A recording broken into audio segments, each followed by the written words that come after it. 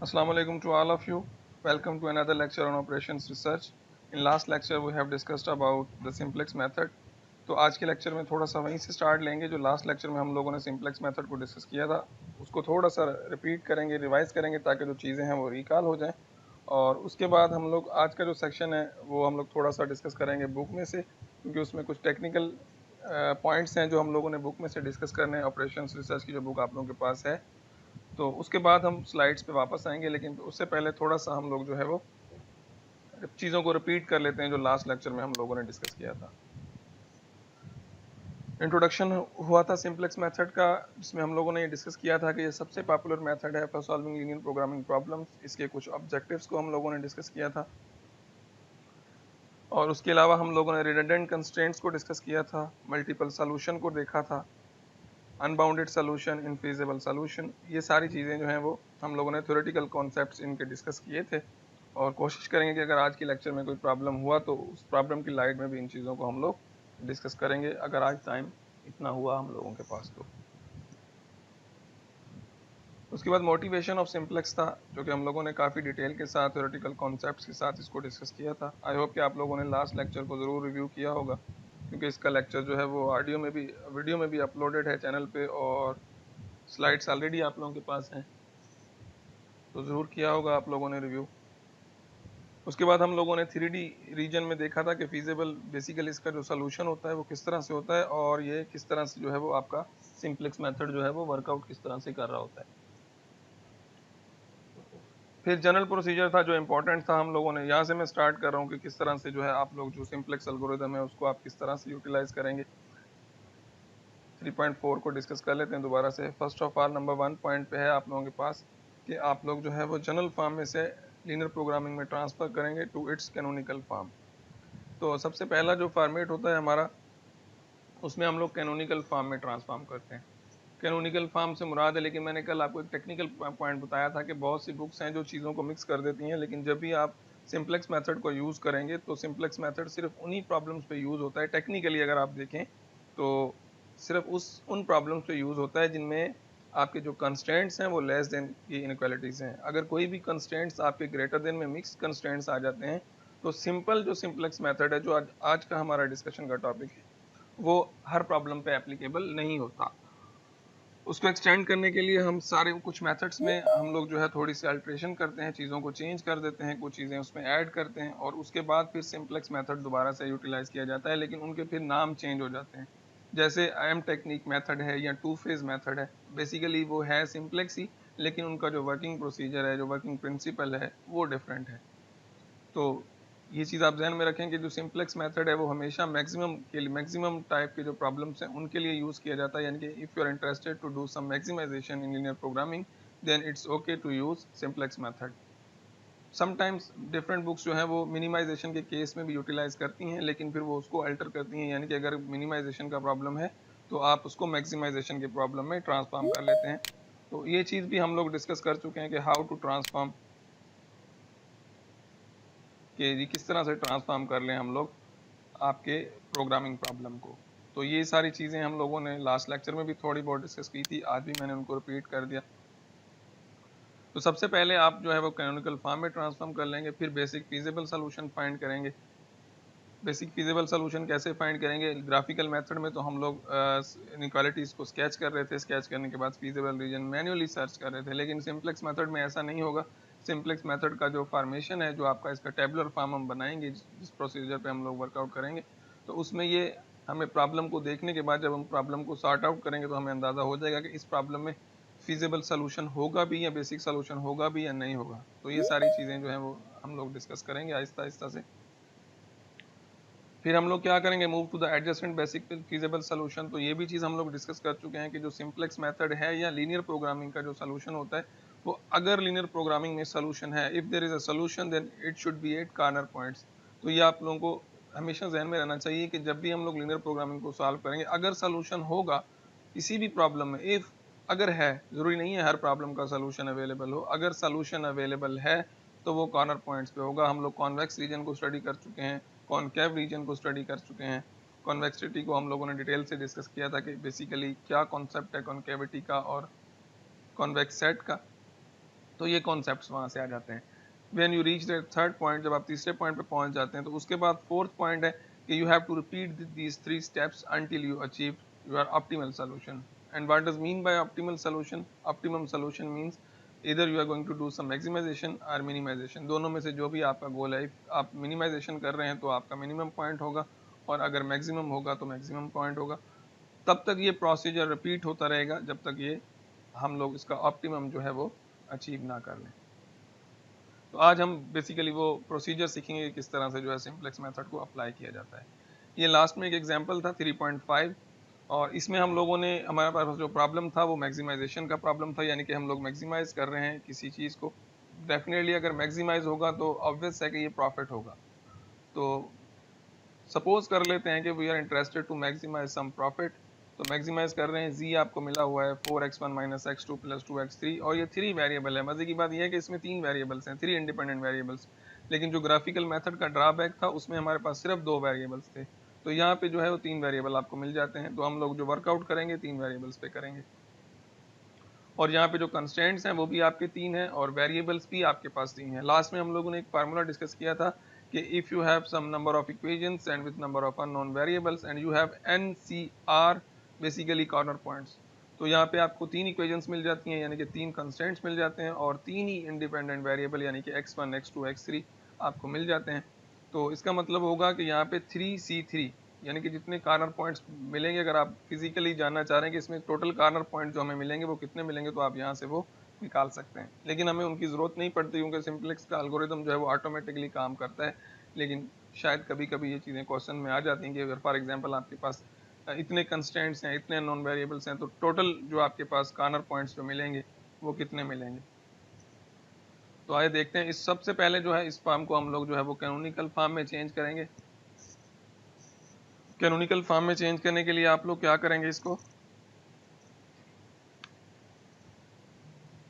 जी के साथ हम लोग प्ले बिल्कुल भी नहीं करते। लेकिन जब सिंप्लेक्स मेथड का एल्गोरिथम डेवलप करते हैं तो जो जी हमारा है, यानी कि जो ऑब्जेक्टिव फंक्शन है, उसकी जो राइट साइड है उसको लेफ्ट साइड पे मूव करा लेते हैं।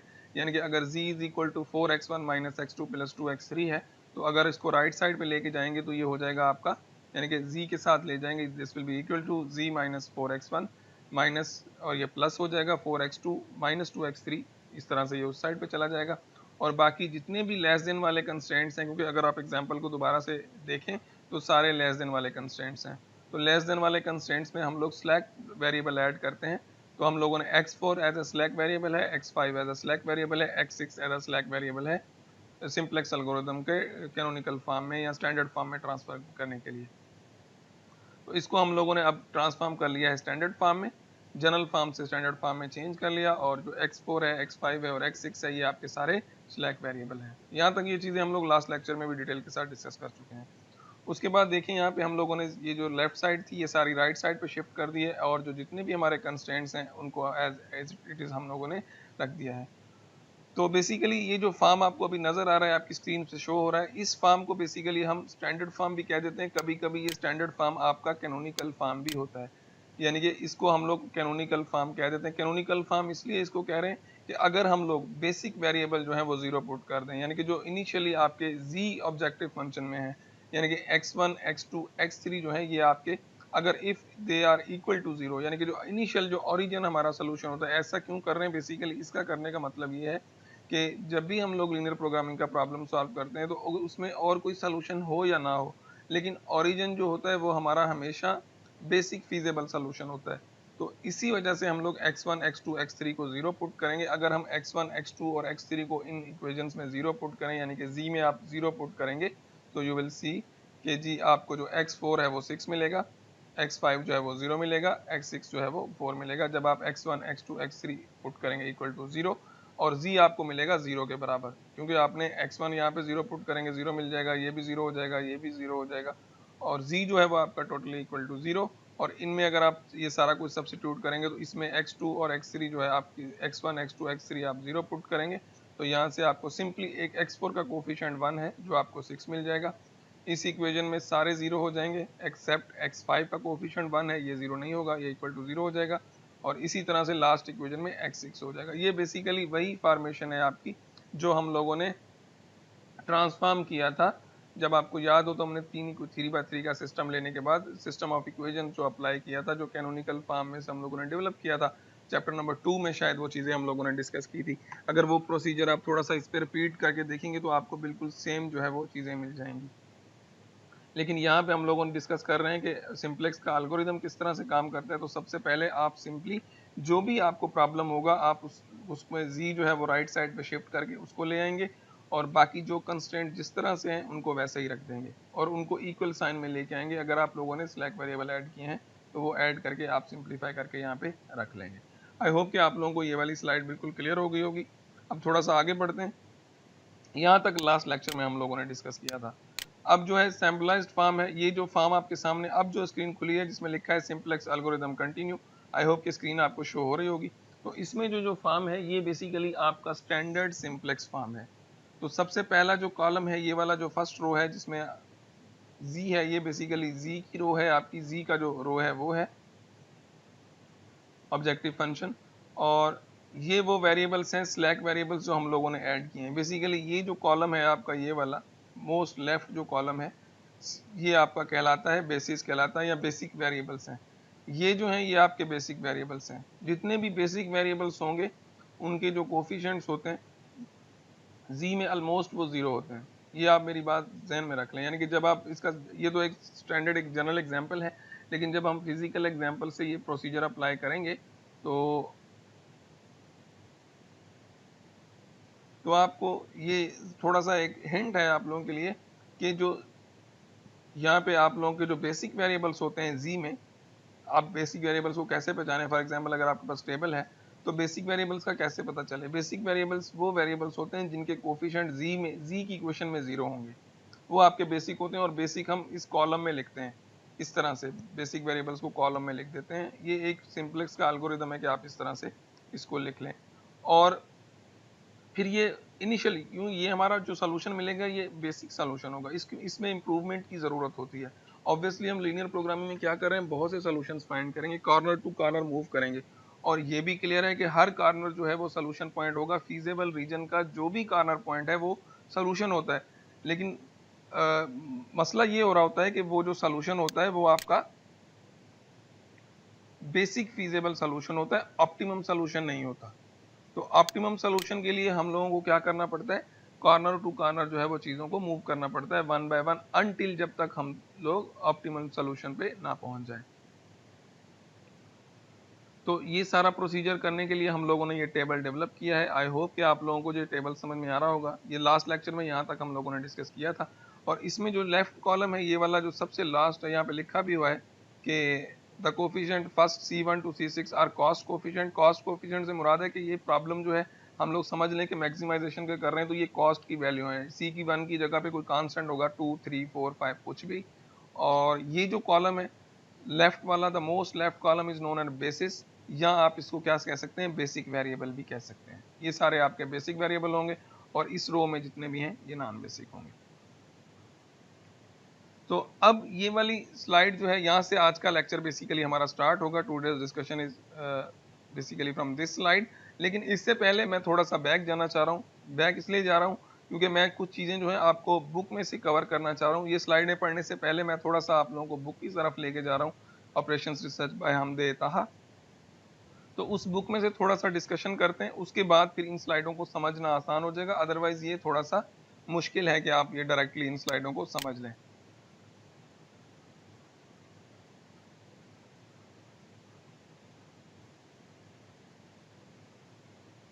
तो बुक मैंने शेयर कर दी है। आई होप कि आप लोगों के साथ बुक जो है वो अभी शेयर हो गई होगी, और बुक की जो स्क्रीन आपकी स्क्रीन पे नज़र आ रही है। तो अब देखते हैं कि इस बुक में हमारे पास क्या है। चैप्टर नंबर 3 है आपकी बुक में, simplex method and sensitivity analysis. तो इसमें से मैंने कुछ एक दो चीज़ें जो है वो आप लोगों को हाईलाइट करानी है कि ये चीज़ें आप यहाँ से पढ़ लीजिएगा। सबसे पहला है कि जी LP model in equation form. सबसे पहले तो आपका जो लीनियर प्रोग्रामिंग का मॉडल होगा, आपको पता है कि लीनियर प्रोग्रामिंग में हमेशा इनइक्वालिटीज होती हैं। तो सबसे पहले तो आप लोगों को उनको इक्वेशन फॉर्म में चेंज करना पड़ेगा। बेसिकली ये बात हो रही है सिंप्लेक्स मेथड की। अब मैं आप लोगों को बताने की, ये समझाने की कोशिश कर रहा हूँ कि बुक्स जो हैं वो थोड़ी सी चीज़ों को मिक्स कर देती हैं। कंफ्यूजन पैदा कर देती हैं आपके लिए। तो आप लोगों ने जो है सिंपली कंफ्यूज नहीं होना, मैं आप लोगों को सिंपल सा इसमें से गाइड कर देता हूँ। The development of simplex method computations is facilitated by imposing two requirements on the linear programming। जब भी आप सिंपलेक्स मेथड यूज करेंगे तो दो रिक्वायरमेंट्स इसके लिए जो है वो उनको आप लोग जरूर नजर में रखेंगे। वो कौन कौन सी हैं वो देख लें।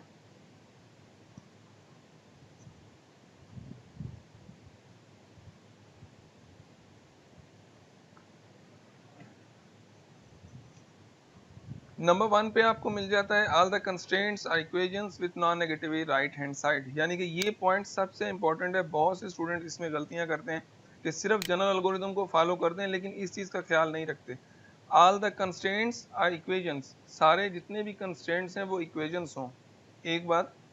लेकिन ये पॉइंट जो है वो इंपॉर्टेंट है, राइट हैंड साइड जो है उनकी वो क्या होनी चाहिए, हमेशा पॉजिटिव होनी चाहिए। नॉन नेगेटिव से मुराद है कि वो हमेशा पॉजिटिव होनी चाहिए। राइट साइड कौन सी है, जो लोड, जो नॉन वेरिएबल होता है, जो लोड होता है basically. For example x is equal to 5, जो 5 है बेसिकली वो आपकी राइट हैंड साइड है।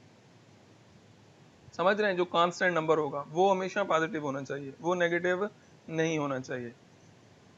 उसके अलावा आप क्या कर रहे हैं, कन्वर्टिंग इनइक्वालिटीज इनटू इक्वेशंस। जो इनइक्वालिटीज हैं आपकी, जितनी भी आपकी लीनियर प्रोग्रामिंग में इनइक्वालिटीज होंगी, उन सबको आप कौन सी, टू कन्वर्ट लेस देन वाली। देखें ये सिंपलेक्स इसने क्लियर नहीं लिखा कि जो सिंपलेक्स मेथड है वो सिर्फ लेस देन वाली इनइक्वालिटीज पे यूज होता है।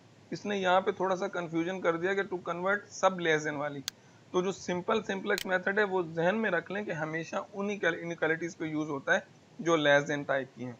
ग्रेटर देन वाली टाइप पे सिंपल सिंपलेक्स यूज नहीं होगा। शायद आपको कहे, कोई कहे कि आपको किसने कह दिया कि सिंपलेक्स यूज नहीं होता, हो जाएगा, लेकिन उस सिंपलेक्स में थोड़ी सी मॉडिफिकेशन करनी पड़ेगी। फिर उसका नाम भी सिंपलेक्स मेथड नहीं है, सिंपलेक्स मेथड के अलग वर्जन हैं, जैसे एम टेक्निक है, टू फेज है, आगे वो भी डिस्कस करेंगे। Inequalities, non negative slack variable, slack variable add करने हैं। स्लैक वेरिएबल से जब आप स्लैक वेरिएबल ऐड करेंगे तो इट इज ऑब्वियस कि आपकी जो इनइक्वालिटी होगी वो लेस देन टाइप की होगी। स्लैक वेरिएबल तभी ऐड होता है जब आपकी इनइक्वालिटी जो है वो लेस देन टाइप की होती हैं। अगर ग्रेटर देन वाली टाइप की हो तो आप क्या करते हैं, सरप्लस वेरिएबल ऐड करते हैं।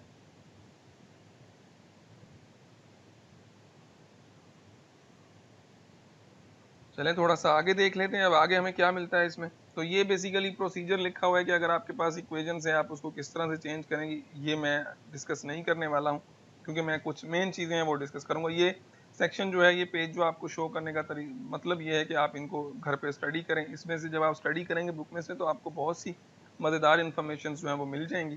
तो वो इन्फॉर्मेशन आप वहाँ से निकाल सकते हैं अगर आप स्टडी करेंगे।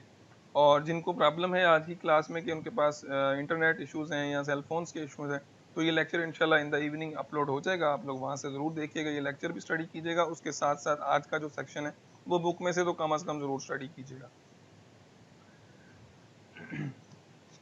सबसे पहला सेक्शन यहाँ पे हमें मिल जाता है कि how we are going to transform basically from graphical to algebraic solution.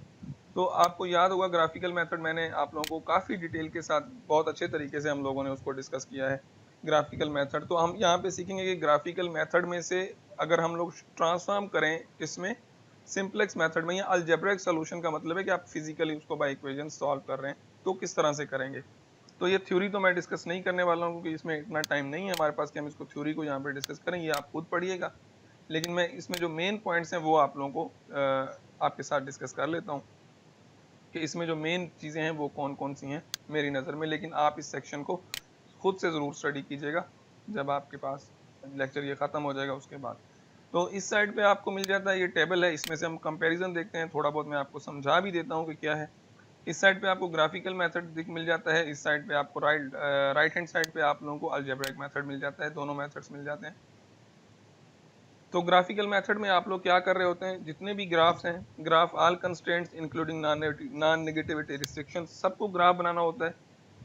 और अलजेब्रिक मेथड में क्या करते हैं आप, represent the solution space by m equations and n variable and restrict all variables to non negative values m less than n। तो ये उसमें आप लोग क्या करते हैं, सॉल्यूशन स्पेस बनाते हैं।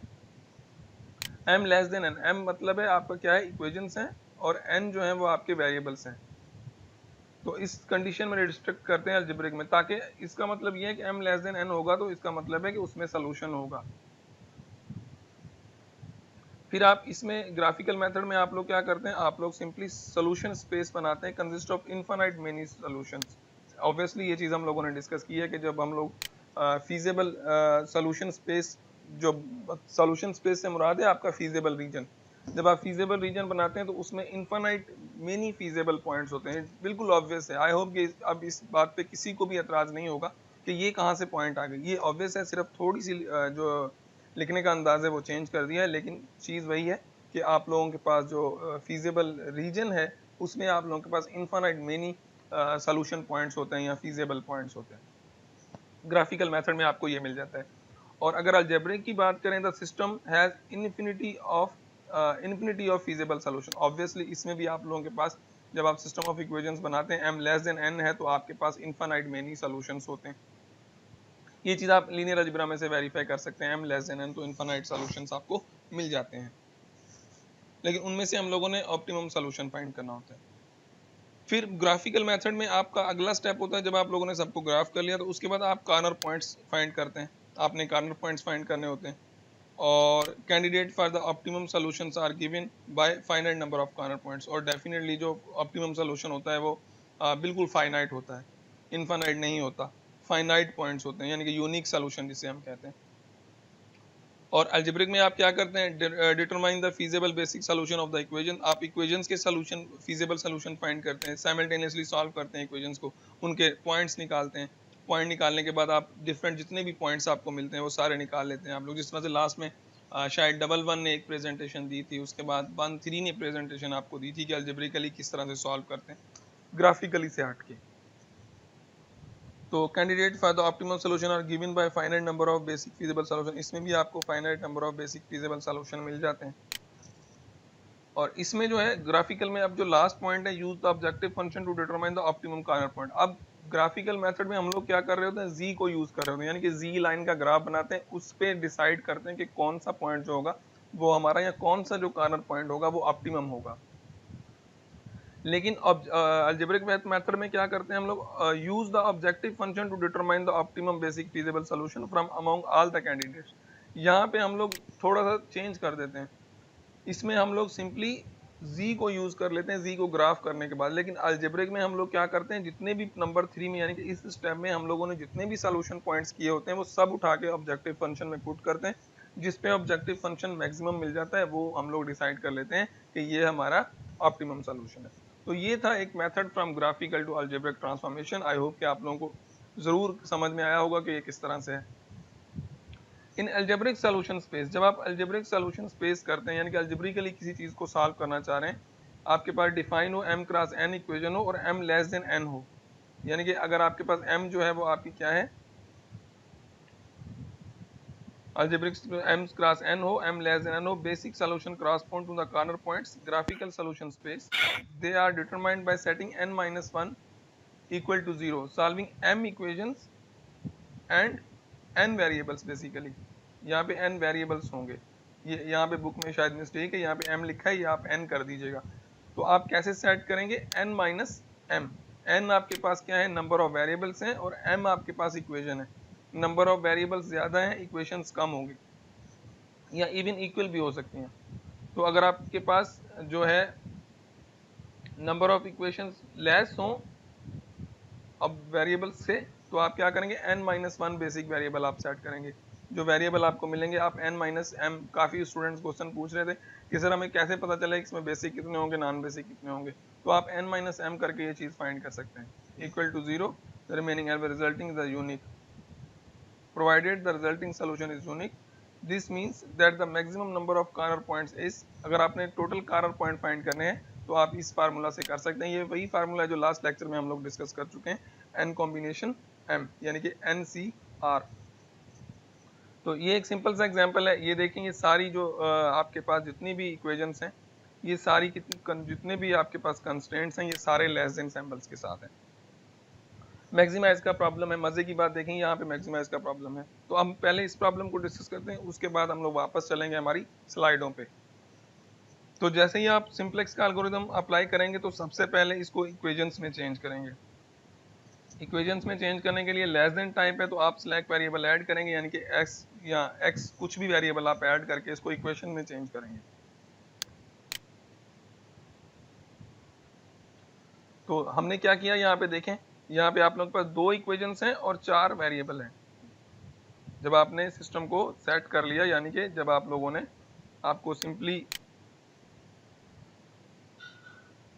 ये देखें, यहाँ पे आप लोगों को ये पहले आप इक्वेशंस में चेंज करेंगे, उसके बाद n-m वाला फार्मूला यूज करेंगे।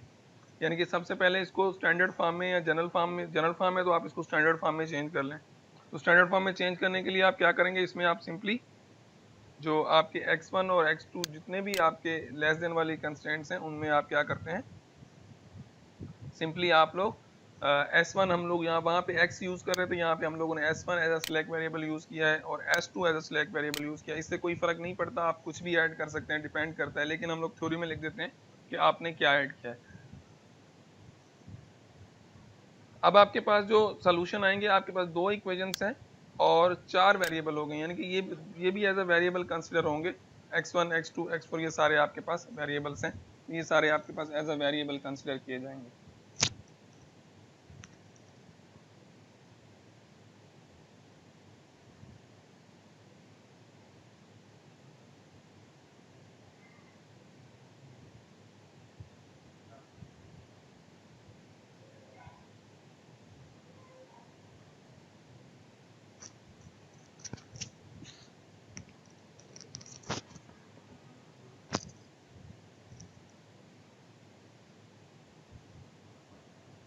तो आपने क्या किया, सिंपली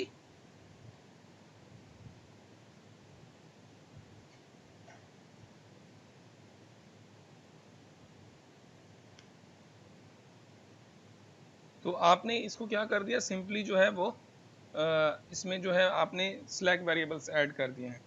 स्लैक वेरिएबल्स ऐड करने से क्या हो गया कि ये आपका जो है वो स्टैंडर्ड फॉर्म में चेंज हो गया, from general form to standard form, या जिसको आप इनिशियली अगर आगे हम लोग बेसिक वेरिएबल्स को 0 पुट करेंगे तो ये कैनोनिकल फॉर्म बन जाएगा। तो अब यहाँ पे आपको मिल जाती हैं 2 इक्वेशंस, यानी कि ये 2 इक्वेशंस हैं और इनमें 4 वेरिएबल्स टोटल हैं, x1 x2 और s1 और s2, टोटल 4 वेरिएबल्स हैं। तो अब इसमें बेसिक कितने होंगे, नॉन बेसिक कितने होंगे, तो ऑब्वियसली आप यूज कर सकते हैं n-1 फार्मूला। तो इसमें आपके पास कितने बेसिक मिल जाएंगे, कितने नॉन बेसिक, इसमें आपके पास 2 बेसिक वेरिएबल होंगे और 2 नॉन बेसिक वेरिएबल होंगे इनिशियली।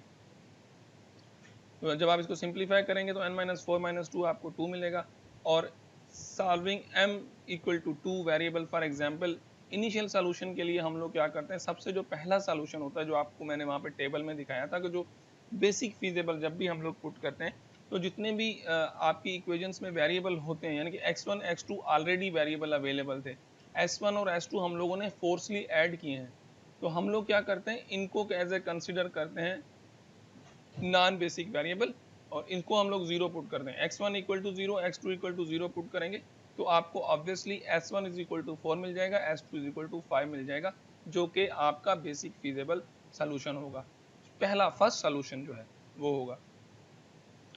तो इसी तरह से आप फिर क्या करेंगे, इसको सिंप्लीफाई करते जाएंगे आगे, आप इसको फिर दोबारा से हम लोग क्या कर सकते हैं, फिर आपने s1 को फर्स्ट गो में हम लोगों ने x1 x2 को 0 पुट किया, as a non basic treat किया। अब हम लोग अगर s1 और s2 को 0 पुट करें तो आपको कुछ और सोल्यूशन मिल जाएंगे। जब आप लोग ऊपर वापस लेके जाऊँ आप लोगों को, तो n कॉम्बिनेशन r के जो सोल्यूशंस मिलेंगे वो आपको ये वाला टेबल जो है वो ये वाला जो सोल्यूशन है सारा, ये चीज आप लोग थोड़ी सी खुद पढ़िएगा। 4 कॉम्बिनेशन 2 करेंगे, यानी कि 4 इक्वेशन है, 2 अननोन है, तो आपको 6 सॉल्यूशन मिलेंगे, 6 बेसिक कॉर्नर पॉइंट्स मिलेंगे अल्जेब्रिकली। अगर आप इसका ग्राफ बनाएंगे तो वो 6 मिलेंगे आपको। अब वो कैसे फाइंड करेंगे आप लोग, इनिशियली ये अल्जेब्रिक मेथड हम लोग डिस्कस कर रहे हैं। अगर आपको कंफ्यूजन हो रहा हो तो बेसिकली अगर आप सिंप्लेक्स के एल्गोरिदम से, जैसे लास्ट लेक्चर में आप पूछ रहे थे कि हम लोग यहाँ पे s1 s2 क्यों नहीं ऐड कर सकते अल्जेब्रिकली, तो आप कर सकते हैं, कोई मसला नहीं है, लेकिन उसका सोल्यूशन थोड़ा मुश्किल हो जाएगा, वो इस तरह से होगा। फिर ये आपका अल्जेब्रिक सोल्यूशन है, ये जो टेबल आपको नजर आ रहा है ये आपका अल्जेब्रिक सोल्यूशन है। अब देखें अल्जेब्रिक सोल्यूशन के लिए आप क्या कर सकते हैं, नॉन बेसिक वेरिएबल, पहले फर्स्ट गो में हमने x1 और x2 को नॉन बेसिक वेरिएबल लिया और s1 और s2 बचे तो ये बेसिक वेरिएबल बन गए, यानी कि s1 इज इक्वल टू 4 मिला, s2 इज इक्वल टू 5 मिला। और ये एसोसिएटेड कौन से कॉर्नर पे था, अगर आप पिक्चर में चले जाएं, यानी कि इसकी जो पिक्चर है, क्योंकि बुक यहाँ पे जल्दी से चीजें शफल नहीं होती, तो ये वाला पॉइंट है फर्स्ट, ये वाला पॉइंट, यानी कि जब आप x1 और x2 0 पुट करते हैं तो ये वाला पॉइंट जो a वाला पॉइंट है ये है बेसिकली एसोसिएटेड सॉल्यूशन। स्क्रीन आपके पास शो हो गई है, आपके पास क्लियर हो गई, ये देखें। इसको मैं अगर थोड़ा सा और ऊपर कर दूं तो ये उसके ग्राफ्स हैं आपके। अगर आप लोग x1 x2 x3 x1 x2 दोनों 0 पुट करेंगे तो आपको ये वाला सॉल्यूशन पॉइंट मिलेगा। इस पॉइंट की बात हो रही है। यहाँ पे आपका S1 क्या होगा, इक्वल टू 4 होगा, और S2 इज इक्वल टू, शायद मुझे याद नहीं वहाँ पे कितना था, तो वो वैल्यूज आपको मिल जाएंगी। तो ये बेसिकली हम लोग क्रॉसपोंडेंस कर रहे हैं इसमें। तो अब आ जाए वापस, देखते हैं कहाँ तक पहुंचे थे हम लोग। ये देखें, ये यहाँ पे आ गए थे हम लोग।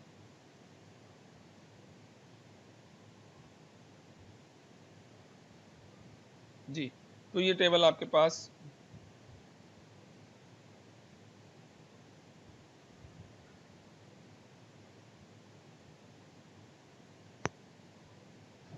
तो अब हम लोगों ने क्या करना है, हम लोगों ने इनिशियली ये हम लोग रैंडमली कर रहे हैं, मतलब NC, अगर आपको कंफ्यूजन हो रहा है कि ये टेबल कहाँ से आ रहा है तो परेशान ना हो।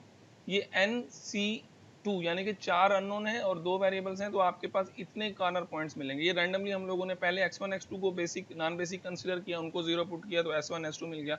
फिर x1 S1 को 0 पुट किया, फिर x1 S2 को 0 पुट किया, फिर x2 S1 को, फिर x2 S2 को, फिर S1 S2 को 0 पुट किया, तो ये डिफरेंट सॉल्यूशंस आप लोगों को मिल जाते हैं।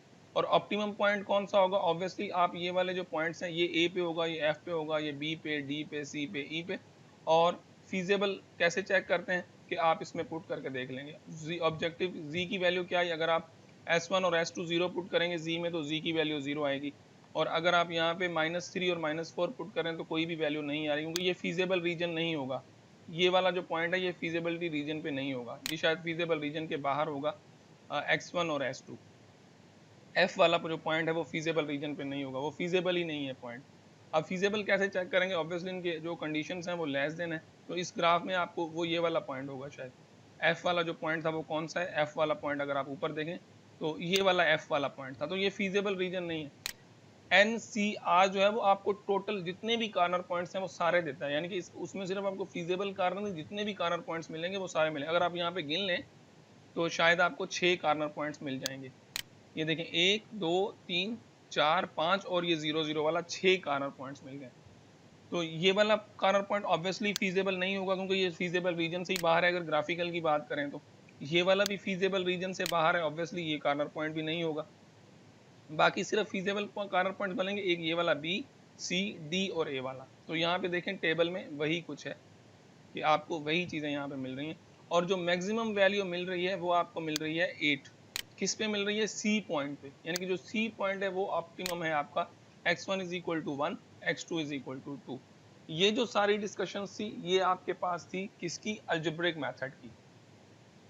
यानी कि जो अलजेब्रिक मेथड आप लोगों ने पढ़ा है, लास्ट लेक्चर में मैंने आप लोगों को कहा कि आप लोग कुछ एग्जांपल्स करें, कुछ स्टूडेंट्स ने प्रेजेंटेशंस भी दी, तो ये उस लेक्चर की बेसिकली लाइट थी। ये करवाने का वो लेक्चर आपको उस टाइम पे ये चीज़ देने का मकसद यही था, ताकि आप लोग जो है इस चीज़ों को समझ लें कि इसमें क्या होगा। खुद से जब आप स्टडी करेंगे तो आप लोगों को अंदाज़ा हो जाएगा कि ये चीज़ें कहाँ जा रही हैं। तो अब एक रिमार्क है जो थोड़ा सा इम्पोर्टेंट है मेरी नज़र में, शायद जो आपके बहुत से कन्फ्यूजन्स को दूर कर देगा, उसको डिस्कस कर लेते हैं थोड़ा सा। जितना भी हम लोगों ने इस एग्जाम्पल में देखा है इसमें हमको ये मिला है कि फॉर एग्जाम्पल अगर आपके पास M10 हो, यानी कि 10 इक्वेशंस हो और 20 वेरिएबल हो, it is necessary to solve 20 combination 10। अगर यानी कि किसी प्रॉब्लम में आपके पास 10 इक्वेशंस हो और 20 अननोन हो, तो लेट्स सपोज आपने उस प्रॉब्लम को सॉल्व करना है, तो कितने कॉर्नर पॉइंट्स मिलेंगे आपके सामने। ये रिजल्ट शो रहा है 1,84,756, 1,84,756 सेट एंड 10 ऑफ 10, यानी कि 10 बाय 10 का सिस्टम बनेगा आपका। जो बड़ा मुश्किल हो गया काम फिर। तो अगर आप अलजेब्रिकली इनको सॉल्व करेंगे तो ये बहुत बड़ा टास्क है, यानी कि इतने कॉर्नर पॉइंट्स को हैंडल करना बहुत मुश्किल हो जाएगा, और उसका graph banana it's not possible for graphical method.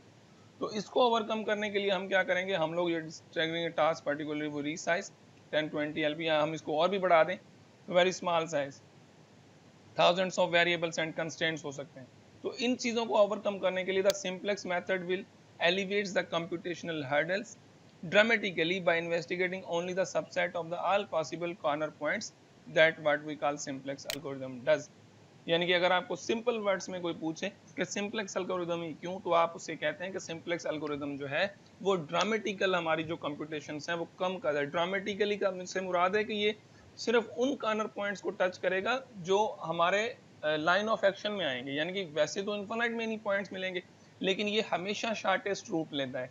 तो लास्ट लेक्चर में हम लोगों ने डिस्कस किया था कि 3D में आपने देखा था कि बहुत सारे रूट्स हम लोगों को मिल रहे थे सोल्यूशन के लिए, लेकिन जो सिंप्लेक्स मेथड है वो ड्रामेटिकली उसका जो एल्गोरिदम है वो इस तरह से डेवलप हुआ है कि आपको वो बिल्कुल इस तरह रूट्स पे लेके जाएगा जैसे आप लोग आसानी से जो है वो चीजें, यानी कि आपका रूट शॉर्ट हो जाएगा, सिर्फ शॉर्टेस्ट पैथ पे मूव करेगा। तो ड्रामेटिकल आपका जो कंप्यूटेशंस है वो कम कर देगा। आई होप कि ये सारी डिस्कशन में आप लोगों ने बहुत कुछ सीखा होगा, समझने की कोशिश की होगी। मुझे पता है बहुत से क्वेश्चंस होंगे, जब भी ये क्लास वाइंड अप होगी तो ढेर सारे क्वेश्चंस होंगे and I would love to answer these questions and I would love to discuss with that. लेकिन थोड़ा सा और पढ़ लेते हैं, थोड़ा सा और देखते हैं, उसके बाद फिर क्वेश्चन की तरफ चलते हैं। जो चीज़ मैंने करानी थी वो अब हम लोग सिंप्लेक्स मेथड को देख लेते हैं। रेदर इनुमरेटिंग ऑल बेसिक सॉल्यूशन, सारे बेसिक सॉल्यूशंस को इनुमरेट करना कॉर्नर पॉइंट्स को करने के बजाय, इनके बजाय हम क्या करें of the LB problem as we did in 3.2, same problem जो 3.2 में हम लोगों ने अभी डिस्कस किया है उसी प्रॉब्लम को आगे लेके जा रहे हैं। The simplex method only investigate selected few, कुछ कॉर्नर पॉइंट्स को सिलेक्ट करता जाएगा अपने एल्गोरिदम में ही, ये हम नहीं करेंगे, ये खुद सिंप्लेक्स का एल्गोरिदम जो है वो इस तरह से काम करेगा। डिस्क्राइब द आइटरेटिव नेचर, इसकी नेचर जो है वो आइटरेटिव मेथड है आपका सिंप्लेक्स मेथड, ये याद रख लें। Provides the computational details of simplex method. अब जो मेन काम है वो ये है, ये जो है आप लोगों ने अब थोड़ा सा घर पे इसको स्टडी करना है, इसको जरूर कीजिएगा, तो क्योंकि आपके बहुत से क्वेश्चन जो हैं वो यहाँ से कवर हो जाएंगे। सबसे पहले आप क्या करेंगे, solution space of algorithm for sake of standardising algorithm the simplex method always start at the origin. Initial basic solution जो मैं हमेशा x1 x2 0 पुट करता हूँ, ये क्यों करता हूँ, ये इसलिए करता हूँ the simplex method always start at origin where all the decision variables x j j is equal to 1 2 3 are 0। I hope कि आप लोगों को समझ में आ गया। अब इसे कहते हैं basic feasible solution x1 x2 equal to 0। जितने भी आपके पास शुरू में जो वेरिएबल होते हैं वो वेरिएबल्स नहीं जो हमने खुद लगाए होते हैं, उनको छोड़ के सिलेक्ट वेरिएबल जो है वो आपका क्या कंसीडर होता है, बेसिक वेरिएबल कंसीडर होता है, ये याद रखें, क्योंकि वो हम लोग फोर्सली सिस्टम में ऐड कर रहे होते हैं। चलो जी, and the associate objective value is 0, और इनिशियली जब आप 0 0 पे होंगे तो ये याद रख लें कि ऑब्जेक्टिव फंक्शन की वैल्यू भी क्या होगी, 0 होगी। ये पॉइंट जो नोट करा रहा हूँ ये नोट करते जाएं। इन चीज़ों को इतना डिटेल और हाईलाइट करके डिस्कशन करने का मतलब ये है कि आप लोगों को मैं जगा सकूं, और चीज़ें जब मैं एग्जाम्पल में मूव करूंगा तो फिर ये क्वेश्चंस नहीं पूछने आप लोगों ने, क्योंकि ये आप लोगों ने अभी इन चीज़ों को समझना है कि ऐसा क्यों कह रहा हूँ। जब भी आप x1 x2 यानी कि इनिशियल फीजेबल सोल्यूशन लेंगे, बेसिक सोल्यूशन लेंगे, तो ग्राफ का मतलब है ओरिजिन, ओरिजिन पे ऑब्जेक्टिव फंक्शन की वैल्यू भी 0 होनी चाहिए, और वो होगी। The logical equations now whether increase the value of non basic variable, या तो वो इंक्रीज करेंगी या करंट 0 वैल्यूज इंक्रीज करनी पड़ेगी, या तो आपकी इंक्रीज करेंगी। अब ये वाला फॉर एग्जांपल आप लोगों के पास एक पिक्चर है, इसको थोड़ा सा देख लें। इस एग्जांपल में ये वही एग्जांपल है जो पीछे हुआ है, ये ए से स्टार्ट कर रहा है, डी पे नहीं जा रहा सोल्यूशन के लिए, ये डायरेक्ट बी पे मूव कर रहा है, बी टू सी जा रहा है। तो ये इस तरह से सोल्यूशन करता है। मैंने आपको कहा था कि सिंप्लेक्स मेथड ऐसा कभी नहीं करेगा कि स्टार्ट पॉइंट ए से किया जंप करके डायरेक्ट सी पे चला गया, नहीं होगा, ऐसा ऐसा पॉसिबल ही नहीं है। सिंप्लेक्स मेथड हमेशा कॉर्नर टू कॉर्नर मूव करेगा और सबसे शॉर्टेस्ट पैथ पे मूव करेगा। जो पैथ सबसे शॉर्टेस्ट होगी उस पे ऑटोमेटिकली ये उस पे मूव करेगा। Can improve increase the value of z? We answer the question by investigating the objective function. And increase x1 or x2 are both above current value 0 will improve the values of z. The design simplex algorithm not allow simultaneously increase. अच्छा, एक बात याद रख लें, for example हम लोग maximisation का problem कर रहे हैं, और मैक्सिमाइजेशन का प्रॉब्लम करने का मतलब ये हरगिज नहीं होता कि आप x1 और x2 दोनों को एक ही वक्त में इंक्रीज कर दें। मतलब ऑब्जेक्टिव फंक्शन मैक्सिमाइज करना है तो हम क्या कर रहे हैं, x की वैल्यू बढ़ा रहे हैं। तो ये आप कभी भी नहीं करते कि x1 और x2 की वैल्यू एकदम से बढ़ा दें, या तो आप x1 को बढ़ाएंगे या तो आप x2 को बढ़ाएंगे, लेकिन उसमें भी एक रिस्ट्रिक्शन होगी। जो आपका x1 है फॉर एग्जांपल वो बाउंडेड है, वो किसी ना किसी हद तक बाउंडेड होगा, तो उससे ज्यादा वो नहीं बढ़ेगा।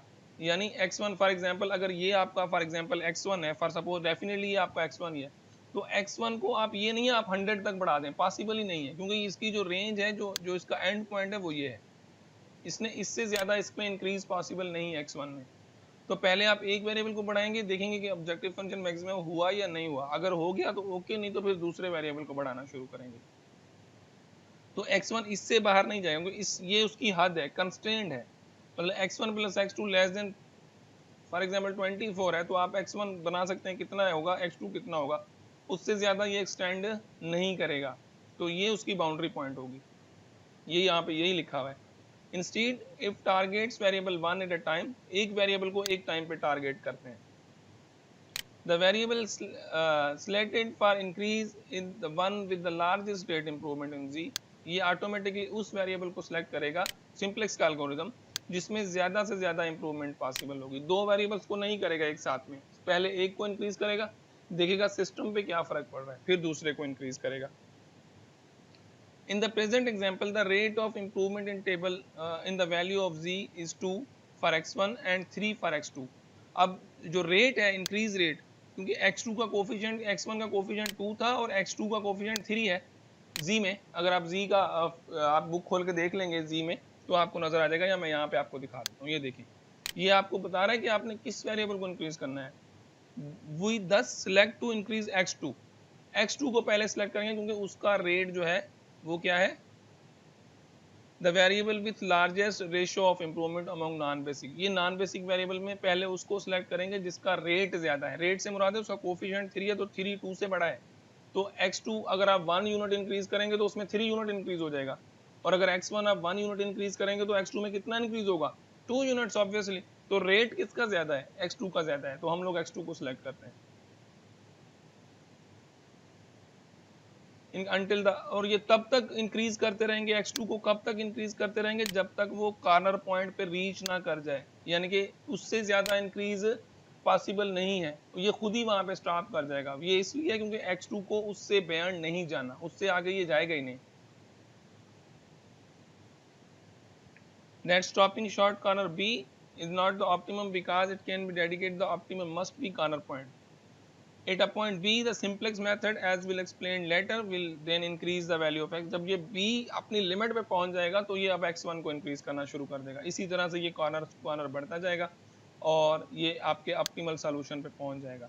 और ये जो डिस्कशन है, ये जो है, ये इसमें लिखा हुआ है कि आप लोगों का जो in the present example, her example में चेंज होगा, A to B जा रहा है, फिर B से C जा रहा है, इस तरह से बढ़ेगा, डायरेक्ट A to C पे कभी नहीं जाएगा, मतलब कॉर्नर टू कॉर्नर मूव करेगा। The simplex method associated with integration iteration, हमेशा आइट्रेटिव प्रोसेस होगा, ये आइट्रेटिव है। Method always moves along the edges के साथ मूव करता है। एजेस आप को मैंने भी पढ़ाया है, उसमें क्या कहते हैं, कोर्स कौन सा था हमारा, इसमें हम लोगों ने एजेस को पढ़ा था, डिस्क्रीट मैथमेटिक्स में एजेस को पढ़ा था। तो ये बिल्कुल उनसे मूव करता है। For example the simplex algorithm can go, ये देखें, कभी भी ऐसा नहीं होगा कि सिंपलेक्स मेथड डायरेक्टली जंप कर जाए, कहाँ से, from A to C, never at all, कभी ऐसा नहीं होगा, कॉर्नर टू कॉर्नर मूव करेगा और हमेशा शॉर्टेस्ट पैथ पे मूव करेगा, ये याद रख लीजिएगा।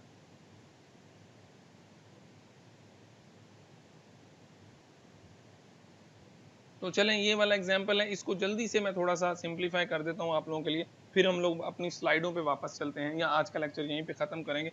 मैं आप लोगों के लिए ये सिंपल एक एग्जाम्पल बना देता हूँ। ये वही एग्जाम्पल है जो लास्ट 2.1 में एग्जाम्पल है, उसको सबसे पहले हमने क्या करना है, जी को राइट साइड पे शिफ्ट कर देना है, ये वाली जो वैल्यू थी राइट साइड पे शिफ्ट कर दी, और इसमें हमारे पास 3 कंस्टेंट हैं, तीनों लेस देन थे, तो यहाँ पे हम लोगों ने S1 S2 S3 slack variable add किया है। ये मार्केट लिमिट, इसकी थ्योरी पढ़ेंगे तो पता चल जाएगा। और x2 में हम लोगों ने S4 ऐड किया, तो आपके पास कितने वेरिएबल हो गए, 1 2 3 4 5 6 वेरिएबल हैं, और कितनी इक्वेशंस हैं, 1 2 3 4 इक्वेशंस हैं। तो इसमें आप 6 कॉम्बिनेशन 4 आपको कॉर्नर पॉइंट्स मिलेंगे अगर आप अलजेब्रिकली इसको सॉल्व करेंगे तो, लेकिन हम अलजेब्रिकली सॉल्व नहीं कर रहे, हम इसको करेंगे सिंपलेक्स से। तो जितने भी आपने स्लैक वेरिएबल ऐड किए हैं, ये x1 S2 S3 S4, ये सारे आप z वाले फंक्शन में भी रखेंगे, लेकिन उनके कोफिशिएंट्स क्योंकि वो जी में नहीं है तो उनके कोफिशिएंट्स जो हैं वो आप 0 रखेंगे। ऑब्वियसली वो जी में नहीं थे, कंस्ट्रेंट में तो हम लोगों ने ऐड किए क्योंकि वो अनइक्वालिटीज थी, और उसमें आप उसको 0 रखेंगे। 0 रखने के बाद आप क्या करेंगे, इसको कहते हैं हम लोग फर्स्ट टेबल। देखें जी को मैंने राइट साइड पे शिफ्ट किया, जी वाला कॉलम यहाँ रखा, ये आपका बेसिक वेरिएबल है। जी का कोफिशिएंट यहाँ पे क्या है, 1 है, ये 1 रखा। x1 का कोफिशिएंट यहाँ पे क्या है, -5 रखा। x2 का कोफिशिएंट क्या रखा, -4 रखा। s1 का कोफिशिएंट जी में 0 है, s2 का 0 है, s3 का 0 है, s4 का 0 है, तो ये आपका बन गया जी की रो। और इसका सोल्यूशन भी आपका क्या है, जब आपने इसको राइट साइड पे शिफ्ट कर दिया तो यहाँ पे 0 है, तो यहाँ पे आपको 0 मिल जाता है। आई होप कि आप लोगों को ये चीज़ समझ में आ गई होगी।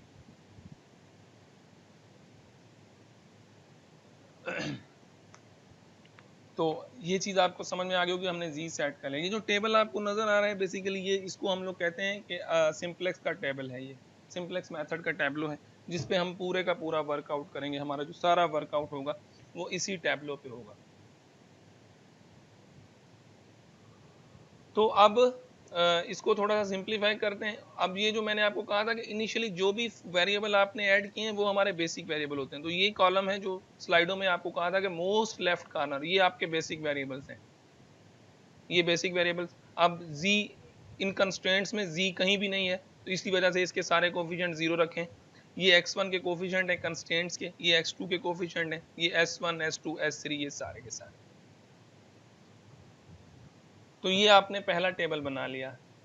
तो अब हम सिंप्लेक्स की ऑप्टिमलिटी कंडीशन, चले मेरे ख्याल में आज के लिए 1 घंटा पूरा हुआ है, तो आज के लिए शायद इतना काफ़ी, क्योंकि ये आप लोगों के लिए अब टास्क है, जब आप नेक्स्ट लेक्चर में आएँ तो आप लोग इन चीज़ों को यहाँ तक कम से कम आप लोग जो है ये वाला सेक्शन जो है ये सारा एग्जाम्पल समझने की कोशिश कीजिएगा प्लीज़, और ये पूरा पढ़ के आइएगा ये सेक्शन पूरे का पूरा।